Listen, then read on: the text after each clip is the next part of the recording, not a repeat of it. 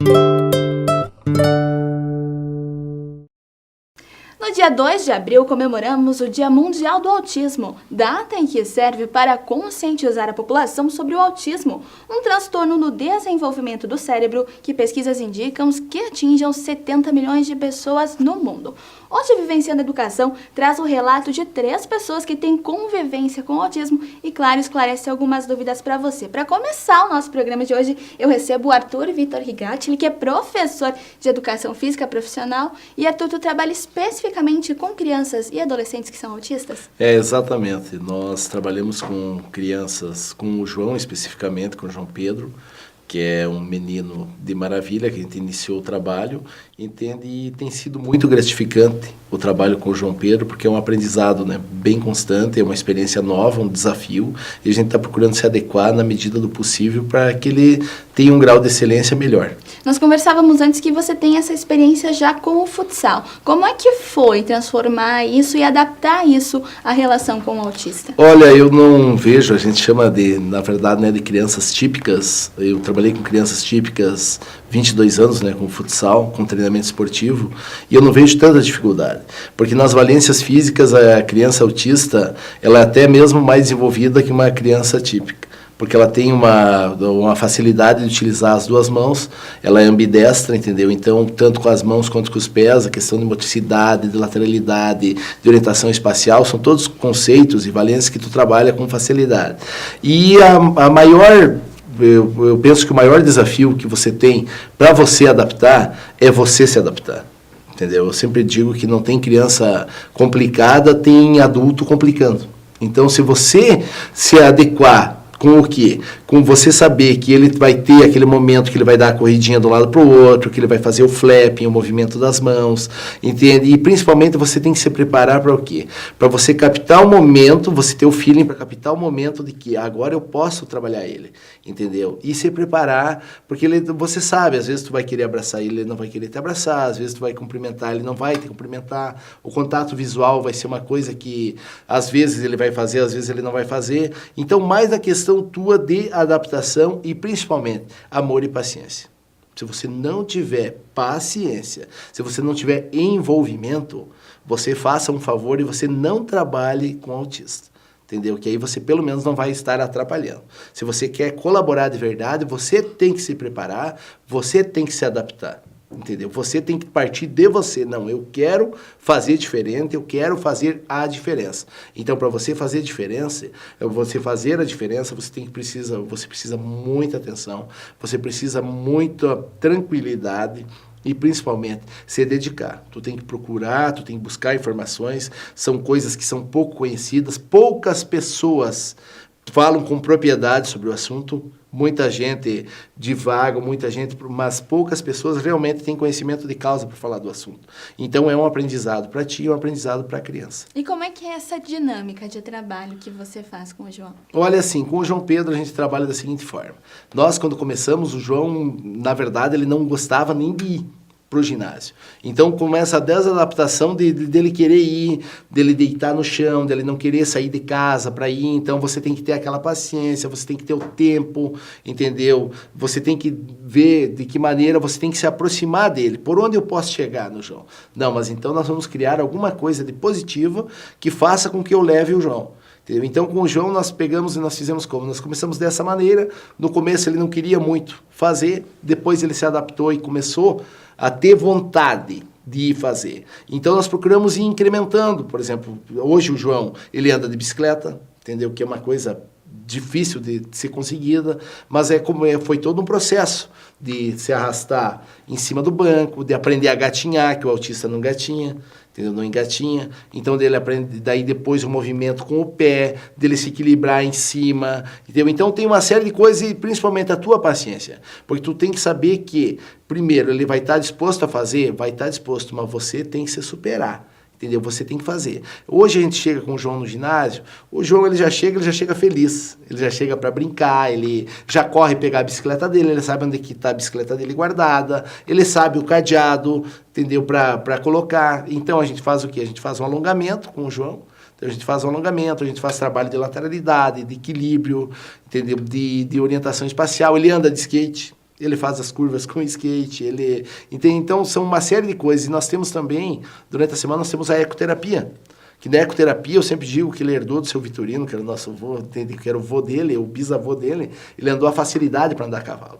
Então ele tem uma facilidade muito grande para ele andar de cavalo, ele não precisa de ninguém auxiliando ele para segurar ele, entende? Então, por quê? Porque ele criou esse hábito, criou essa vontade. Lógico que você não vai chegar e você já vai colocar a criança em cima.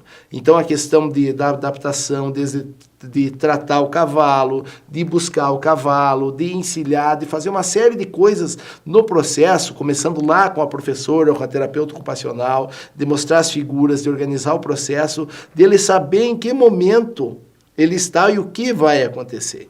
Porque às vezes não acontece, por quê? Porque ele tem aquele grau de ansiedade um pouquinho mais elevado. Então, se ele souber o que vai acontecer, entendeu? E você buscar alternativas para tornar prazerosa, entendeu? A atividade vai ser fácil de ser desenvolvida. Então, hoje ele é uma bênção, ele faz coisas assim maravilhosas, ele não é verbal, mas eu sempre digo que ele já está num patamar acima porque ele já se comunica por telepatia, entendeu? Tu, numa olhada dele, num movimento, tu já sabe o que ele quer, tu já sabe de que maneira ele vai fazer, entendeu? E você já sente. Você olha para ele e você diz, não, hoje a olheirinha dele está um pouquinho, o dia foi pesado. Então nós temos uma coisa que nós fizemos, que ele vem perto de mim, ele me abraça, entendeu? Ele me abraça e ele encosta a cabeça no peito. Eu converso com ele, peço, e aí, João, hoje não foi fácil, né? O dia foi pesado, e ele fica. Então, quando ele estiver fazendo esse movimento, é que realmente o dia dele não foi aquilo tudo. Então, tem vezes que ele para durante a atividade, ele deita em cima do banco, você faz a massagem nele, ou você faz uma imposição de mãos e brinca e tal. Então, você vai buscando adequações para que a coisa aconteça, para que a coisa flua, entende? Então, não tem segredo nenhum. Eu acho que é mais paciência e vontade de querer fazer, né? E principalmente, tu tem que ser amigo da criança, ela tem que gostar de você. Se não gostar de você, ele vai te pegar pela mão, vai te levar na porta, vai abrir a porta, vai te pôr para fora e fechar a porta. Entendeu? Porque eles não enganam ninguém. Entendeu? Eles não enganam. Eles são acima do que toda criança já é. Porque toda criança tem um grau de pureza e de inteligência muito grande, ela sabe reconhecer quem é bom e quem é ruim. O autista é ainda maior esse grau.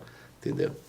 Tá certo. Arthur, qual que é o recado para os pais? É que realmente os pais de crianças, que sejam autistas ou não, que estimulem essa interação social, que é importante. Antes de qualquer coisa, te parabenizar, porque a gente percebe que você fala isso com amor, a gente percebe que você fala isso com gosto. Qual que é o recado que você deixa para os pais? Que estimulem socialmente mesmo essas crianças? Não, na verdade, Priscila, assim, eu te agradeço, entendeu, pelo elogio. Eu realmente me empolgo com o que eu faço, eu vivo o que eu faço, sempre fui assim em tudo que eu desenvolvi, mas nós não estamos aqui para falar de mim. Então, nós estamos aqui para falar da criança. Eu acho que o que os pais têm que aprender é o seguinte: primeiro, não ter vergonha.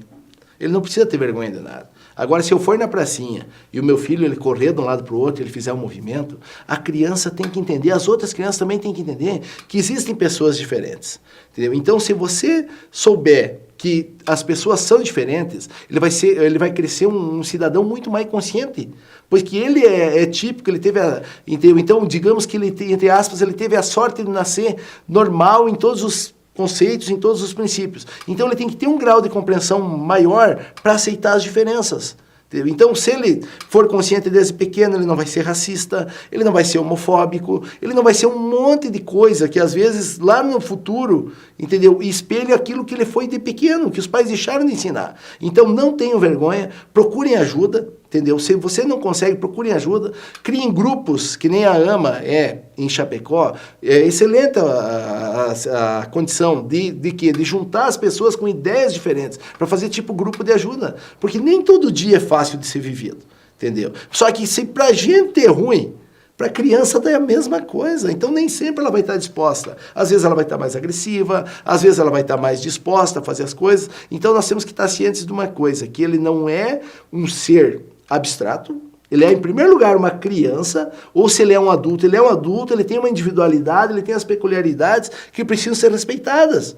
Entendeu? Então, ele tem as adequações que tu vai fazer, muito bom, tu vai fazer adequações, mas não esqueça que ele é uma criança, não transfira a responsabilidade, entendeu? Não tenha vergonha, porque não tem necessidade de ter vergonha. Entendeu? Tem crianças, eu conheço, tem exemplos de mães que têm filho com paralisia cerebral, que tem coisas terríveis, crianças que ficam na cama durante uma vida toda, entende? E eles estão ali, estão firmes, estão fortes, entendeu? Então, e principalmente, esteja ciente de uma coisa. Se você desistir do teu filho, se você desistir o que vai ser? Se você é o ponto forte, você é o elo forte.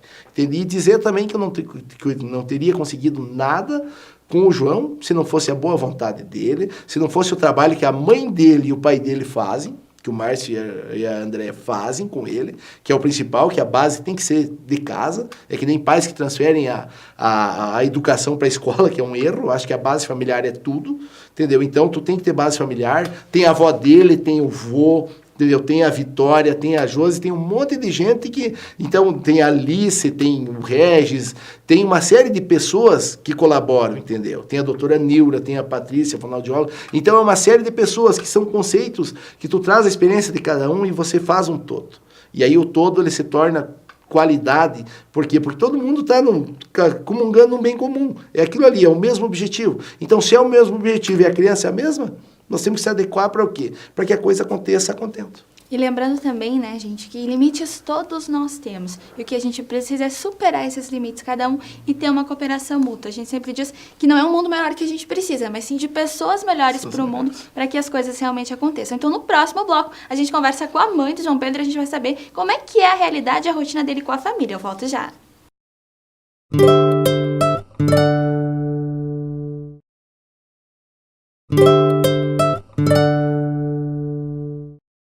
Muito bem, voltamos com Vivenciando a Educação aqui pela Gen TV e hoje a gente vivencia histórias de pessoas que convivem com autistas. Agora eu recebo a mãe do João Pedro, de 8 anos, que foi comentado no primeiro bloco Vivenciando, a Andréia Vendrúsculo. Andréia, seja bem-vinda aqui à Gen TV. Eu quero saber primeiro como é que você descobriu o autismo no João Pedro e como é que é essa convivência dele com a família. Certo, Priscila, obrigada. Um bom dia a todos. Enfim, como a gente descobriu o autismo do João Pedro? Na verdade, o João Pedro foi super planejado. Eu fiz todas as consultas, todos os exames. Enfim, até então tudo corria bem. E não que não corra bem hoje, né? Não me interprete mal. Mas ele vinha com um desenvolvimento típico até então, mas não tão típico assim. E, de repente, eu posso dizer assim, que como uma forma de gatilho, que a gente chama, com 2 anos, João Pedro teve uma grande intoxicação alimentar, que até pensamos que era um rotavírus na época, e ele foi internado, e eu levei uma criança para o hospital e trouxe outra para casa. Meu filho no hospital, ele fazia brincadeiras imaginárias, ele se comunicava, ele fazia uma série de coisas, ele falava algumas palavras. E quando ele voltou, ele já se perdeu. Nós chamávamos, ele não atendia, ele já não centrava o olhar, ele já não brincava. E eu posso dizer que a gente passou por uma fase de mutismo, onde, por influência da família, propriamente do padrinho dele, enfim, nós levamos para uma fonoaudióloga, onde ela disse que, de repente, seria bom levar para uma neurologista. E assim, daí para frente, a gente descobriu o diagnóstico do João Pedro, que é autista. E aí, como é que é essa dinâmica dele em casa? Como é que é a relação dele com a família? Que muitas pessoas, elas têm curiosidade ou às vezes não sabem. E tem pais que podem passar por situações de repente, detectarem algo assim, que também pode servir de exemplo para encaminhar. Na verdade, o que acontece? A maioria das crianças ou dos pais, quando nós nos preparamos para ser pais e para ser mães, enfim, nós estudamos todo o desenvolvimento típico de uma criança. Tudo que uma criança deve fazer, como ela tem que brincar, só que por muitas vezes você não percebe o desenvolvimento dela, porque ela aprende muito por imitação, muito pelo ambiente, ela aprende a falar ouvindo, e já a criança, dentro do espectro, ela precisa de um estímulo diferente. Então, às vezes, se a sua criança, ela não andou na idade certa, ela não engatinhou na idade certa, ela não balbuciou na idade certa, ela merece, e você merece, uma investigação. Porque hoje é ainda uma arma para a gente conseguir dar uma boa qualidade de vida para os nossos filhos, é a intervenção precoce. e é uma investigação. Então, eu entendo que cada criança tem um tempo, né? Como muitos pediatras e muitos especialistas dizem, não, vai acontecer. Só que se não está acontecendo na idade adequada, merece investigação. Não balbuciou na idade certa, não está falando, não está formando frases, leve, investigue. Isso é super importante para você poder começar o processo. E hoje eu vejo o João Pedro, quando eu falei que eu levei outro filho para casa e uma criança diferente, passei por muitas fases, a gente passa por muitas dificuldades, digamos assim, por muitos julgamentos, né, da nossa sociedade, enfim, do nosso meio, e por muita culpa, então, que a gente não deveria ter, né? Mas muitas vezes você passa por julgamentos das pessoas, delas dizerem assim que você não estimulou o suficiente, sendo que a estimulação, muitas vezes, numa criança típica acontece ao natural. Não é você que faz isso, é o meio que a criança convive. Então, quando eu levei a outra criança para casa, eu me dei conta que eu precisava que eu tinha recebido realmente um presente e que o meu filho precisava de um pouco mais para poder desenvolver. Que ele iria ensinar para nós, para mim, para o pai dele, para a família, que andava também um pouco distante, os conceitos de amor, de união, de persistência e de nascer guerreiro. Eles são os guerreiros. Eles nascem e convivem com a gente de uma forma linda, natural, espontânea, cada um dentro do seu espectro, eles dão muito amor, enfim. E quando eu levei a minha criança para casa, eu me dei conta que aquele ser humano que estava comigo, ele ia dizer, agora chega, até hoje você se dedicou à sua profissão, você está fazendo o que todas as outras pessoas fazem, mas agora, mãe, olha para mim e olha para as outras crianças que também precisam de ajuda, e para as outras pessoas que precisam ser resgatadas e para as mães que precisam de um conselho, que precisam de uma troca de experiências, e aquela criança ela é um desabrochar e você vai se dar conta que uma criança brincando, uma criança sentando, uma criança comendo ou uma criança fazendo qualquer coisa, ou nós mesmos, nós recebemos um presente precioso de Deus, que é o que eles chamam de normalidade, enfim, não existe normalidade, né? Mas ter um desenvolvimento típico, que é super complexo, né? Que envolve muitas pessoas, que envolve um meio e que o João Pedro é vida, o João Pedro e as crianças e os adultos com autismo, eles merecem ser respeitados, eles merecem ter todo o carinho, toda uma atenção das pessoas e das entidades, enfim. Eles precisam de um olhar diferenciado, mas eles precisam muito da ação dos pais. Eles precisam muito de você. Eles precisam que você acorde todas as manhãs e diga, eu tenho um motivo real para acordar, eu tenho um motivo real para estar aí. Não tem cura, mas muitas coisas não têm cura. Agora, não é porque não tem cura que eu vou desistir do meu filho. Eu não vou desistir da minha filha. Eu não vou desistir de lutar por ele, porque as coisas estão aí e você pode ler livros, você pode fazer cursos, você pode conviver com as pessoas, você pode trazer a tua família e eles vão começar a olhar diferente para você e vão começar a olhar diferente para a tua criança e eles vão começar a ver o que realmente importa na vida. Esse apoio da Ama Oeste, essa associação que vocês já estão criando, que já toma corpo aqui em Chapecó, já é também um estímulo para vocês que são mães e que precisam dessa troca de experiências e também para despertar o olhar de pais, que a gente sabe que antigamente qualquer tipo, ou autismo ou uma deficiência, eram escondidas da sociedade. É um momento também para que a gente tenha força e tirar essa força que você tem Não se sinta envergonhada, porque você se emocionou, vi que eles meio que ficaram assim, essa troca de experiências, esse momento de partilhar essas vivências, que eu acho que é o mais importante. Isso auxilia vocês? A AMA vai ser um passo bem importante para vocês e também para os próprios filhos? Extremamente importante. A AMA é um sonho, né, de todos os pais e de todas as pessoas que precisam desse auxílio diário e que muitas vezes não têm um diagnóstico e precisam começar a intervir com os filhos mesmo sem um diagnóstico, né? Essa troca de experiência de você dizer, nossa, ele também passa por isso, nossa, ela também passa por isso.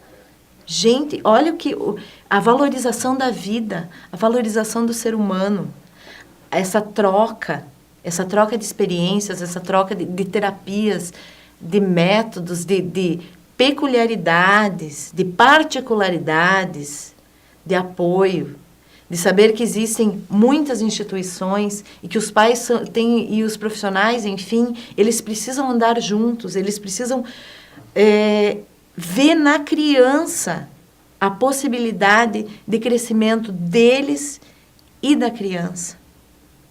Eles precisam olhar para a criança. Eles não precisam olhar para a vaidade deles, eles não precisam olhar para uma instituição, simplesmente por ser mais uma instituição, mas é uma forma de compartilhar, é uma forma de vivenciar e é uma forma de você perceber que você não está sozinho no mundo. Então, a AMA Oeste, ela está surgindo, ela veio desse intuito, né? E eu acredito que vai frutificar e nós vamos envolver muitas pessoas como a gente já vem envolvendo com a causa do autismo. Porque eu sempre falo que, assim, que a maioria dos terapeutas e nós mesmos, a gente começa trabalhando com os nossos filhos e eles vão convivendo e, assim como um relacionamento, eles vão se apaixonando. E eles começam a amar nossas crianças. E a gente nunca desiste de quem a gente ama, né? Então, AMA Oeste. Procure ajuda, procure orientação. Nós estamos dispostos a ajudar, nós estamos dispostos a trocar experiências. Nós estamos começando, mas... Mas o quê? É um passo importante, né? Obrigada. Gente? Bom, gente, eu acho que a AMA Oeste, então, para você que está em casa, que quer saber, vai ficar por sede provisória, por enquanto, Isso. no Sindicato dos Trabalhadores no Serviço Público Municipal, na Rua Rui Barbosa, pertinho do Celeiro Center, em cima da agência da Caixa. E, André, teve uma coisa que você falou agora e que cabe muito para todos nós hoje. Eu acho que o tempo que a gente passa em família, ele vem se perdendo ao longo do tempo. A gente passa muito tempo trabalhando, a gente vira muitas vezes escravo do dinheiro, escravo do tempo, e quando a gente está em casa, a gente vai para frente da TV, a gente vai para o rádio. Não digo que não precise, mas acho que esse tempo que vocês aprenderam a ter com a família de vocês é o que todos nós que nos dizemos normais precisamos ter com as nossas famílias. Eu vou para o intervalo, na sequência a gente vivencia mais uma história também de criança com autismo e para aprender também com eles esse amor que eles têm pela família e pelos filhos. Eu volto já.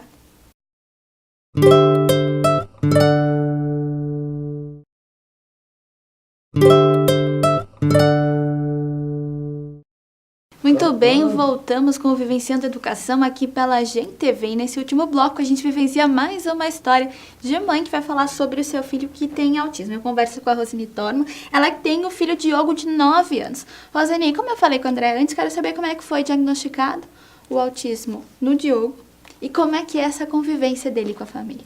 Certo. O Diogo, assim como o João, e normalmente esse diagnóstico, quando feito, ele ainda é por volta dos 2, 3 anos. A grande batalha é que isso pode ser feito muito mais precoce. Mas, há 10 anos atrás, né, então, o Diogo teve o diagnóstico com 2 anos e 3 meses. Foi muito em função da entrada dele na escolinha, porque, aparentemente, era uma criança típica, nasceu um menino lindo, né, com nota Apgar 10, com 2 pediatras que cuidavam dele, aquele excesso de cuidados maternos, né, toda a gravidez planejada, enfim. Com tudo isso, a gente verificou aos 2 anos e 3 meses com a vivência dele com outras crianças num ambiente diferenciado, um ambiente escolar. E uma questão que a professora dele levantou. Rose, você está comigo aqui na sala de aula, que eu fui fazer essa parte de adaptação, ele não entrou no início do ano, e eu percebo que ele se referencia só a você. Eu chamo o Diogo e parece que ele não me escuta. Isso foi incrível, assim, porque eu digo, nossa, o Diogo escuta. Eu sei que ele assiste o programa de televisão, né? Ele dança, brinca. Mas aquilo ali foi um ponto muito marcante para mim, que eu cheguei em casa, peguei o instrumento musical do meu marido, enquanto ele estava na frente da televisão, que é um instrumento com uma sonoridade muito grande, que é a gaita, e fiz essa sonoridade atrás dele, e ele não se virou, ele não demonstrou ter escutado. Isso foi um indício, aliado a outras questõezinhas que começavam a aparecer. Juntei essas informações e fui em busca do pediatra, né? A partir daí, ele me indicou um neuropediatra e a gente começou... E é muito interessante porque de um momento para outro que vira, né? A Andréia coloca assim, eu fui para o hospital com meu filho e saí com outro. É muito normal ver os relatos dos pais que dizem, acordei e de manhã vi o meu filho sentado na cozinha com movimento de flapping. Já era outra criança. Mas, logicamente, depois de muita experiência, eu percebo que com 1 ano de idade eu já poderia ter o diagnóstico do Diogo. E isso é fundamental, que isso ocorra mais vezes vá acontecendo. E, Rose, como é que é a dinâmica de vocês entre família com o Diogo? Como é que ele é? Ele está incluído hoje na escola ou não? Então, Priscila, super importante, porque uma das questões é o diagnóstico precoce. Eu sempre digo, ter atitude. Você não pode fazer a negação. Faz parte da emoção humana, né? Mas, enfim, a atitude é muito importante. Você procurar ajuda, você se esclarecer, ir em busca disso. O Diogo, nós fizemos tudo, né? Não houve um momento, assim, de... não vou aceitar isso. A gente buscou ajuda, nós saímos da cidade, nós varremos o Brasil inteiro em busca de ajuda e conseguimos, porque outra coisa bastante difícil, gente, você tem um diagnóstico de autismo, muito difícil. O segundo, o que fazer? É um leque de opções que você não vai no médico, ele vai dizer assim, você vai fazer isso e isso vai dar certo. Você tem que ter muito bom senso, você tem que se articular com outras famílias. E a equipe que eu busquei ajuda foi uma das coisas principais. Eles me deram uma lista de dica de nomes de famílias pelo Brasil inteiro, que eu pude trocar experiência, conversar e aí me impulsionar para achar qual o caminho que eu, mãe do Diogo, que o pai do Diogo, nós optaríamos para dar o melhor para o nosso filho. Não é fácil, eu acho que é uma das coisas mais difíceis, você sentar na frente do médico e discutir com ele o que você vai fazer, até mesmo a medicação. Então, você precisa entrar nesse universo, você estudou para ter um filho típico e você precisa novamente rever isso, rever conceitos, entrar dentro desse universo, estudar, e isso só acontece, gente, com muita ajuda. Ajuda de outras famílias, ajuda da família, porque a todo momento, a cada momento do dia, a cada dia você tem um desafio diferente. Você tem um filho que te traz questões diferentes e que você tem que correr sempre na frente para poder antecipar ou poder precaver algumas coisas. No caso do Diogo, a gente ainda teve uma grande frustração que... até os 5 anos, ele tinha uma linguagem que se chama linguagem ecolálica, ou seja, ele repetia as palavras. Então, com todas as terapias, e nós optamos pela metodologia ABA, ele tinha todo um enquadramento em casa, aliado à inclusão escolar.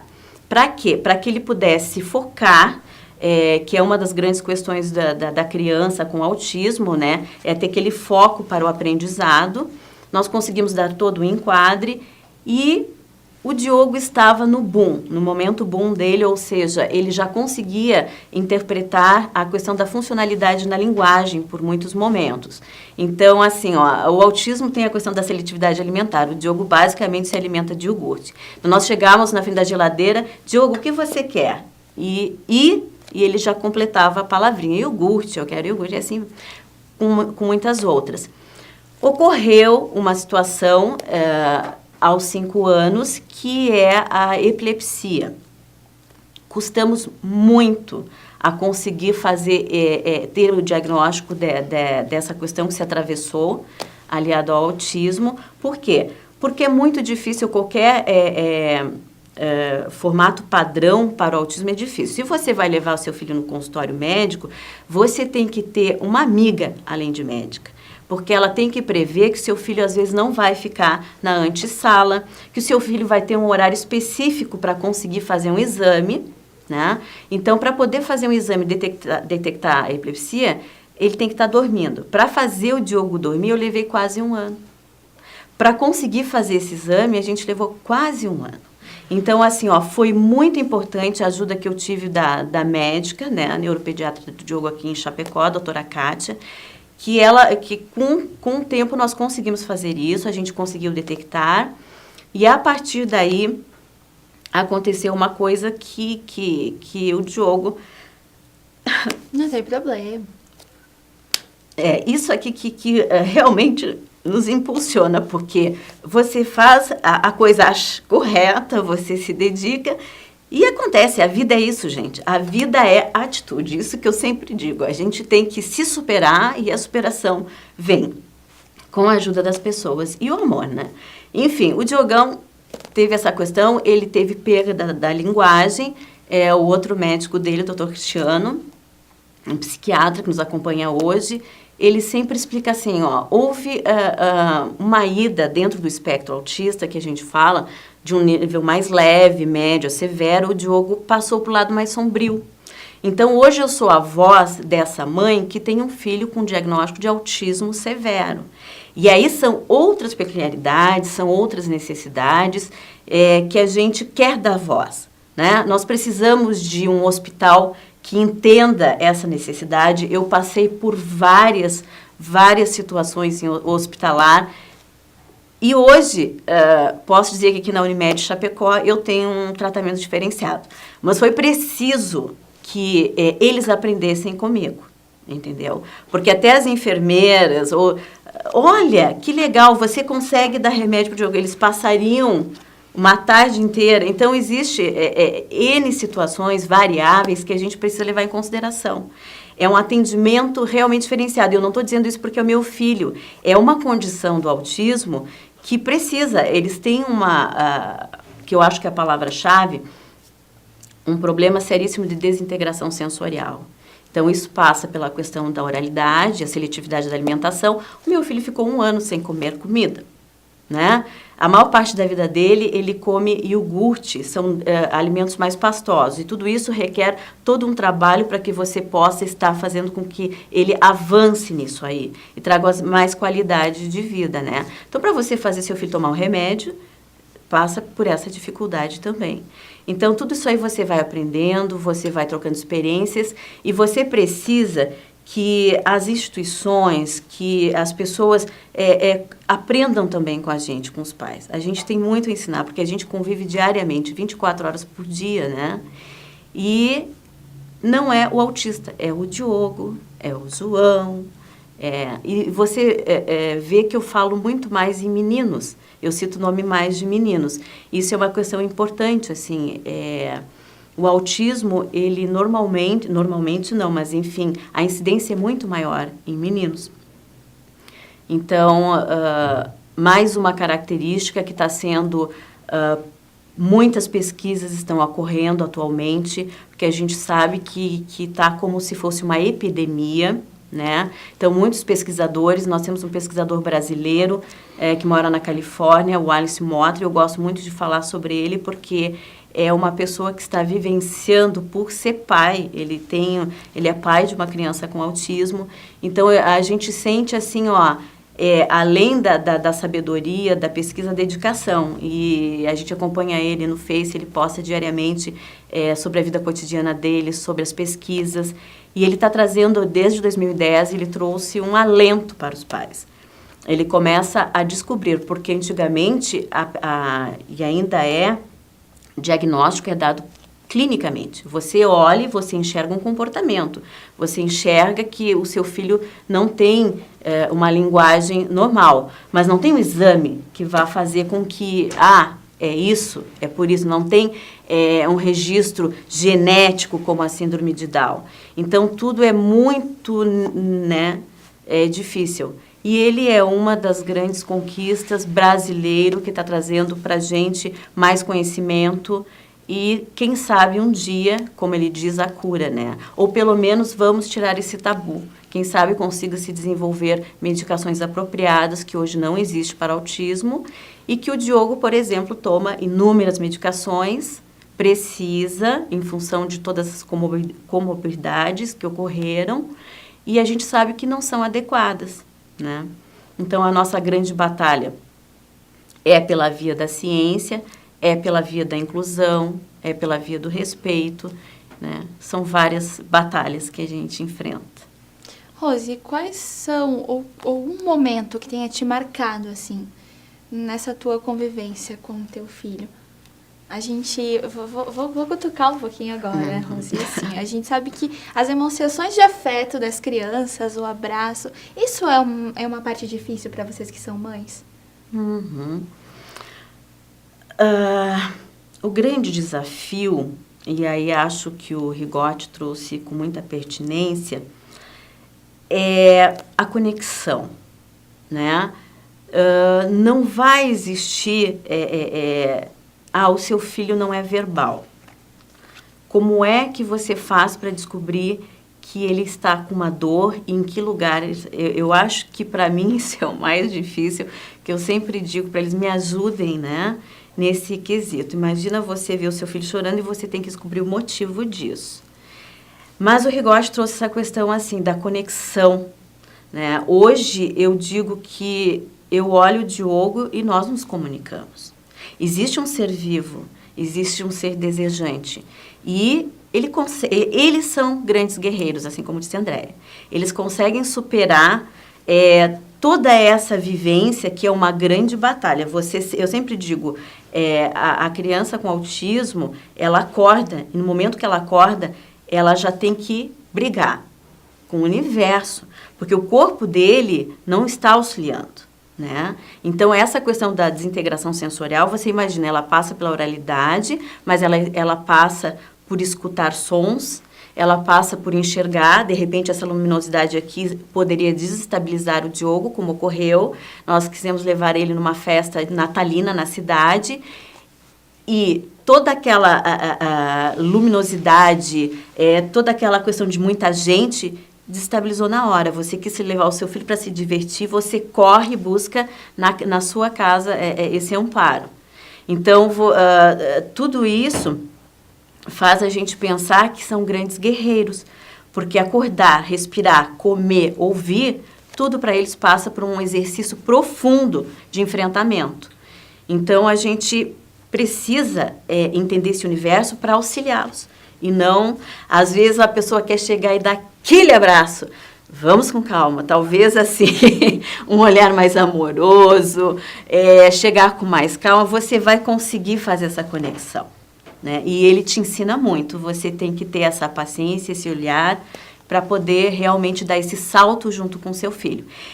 E poder superar, porque não existe um caminho em linha reta, não existe linearidade. Você acorda e cada dia é um desafio. É como a gente chegou no momento, você está num boom, o Diogo está, e aconteceu um atravessamento. E você tem que superar isso aí com seu filho. Rose, quero parabenizar você também pela força, agradecer vocês por terem vindo compartilhar um pouquinho dessa história. Eu acho que desse programa para você que está em casa, fica a questão de superação de limites e uma coisa muito essencial. Passar um tempo em família, passar um tempo com as pessoas e principalmente esse amor que vocês demonstram pelo outro.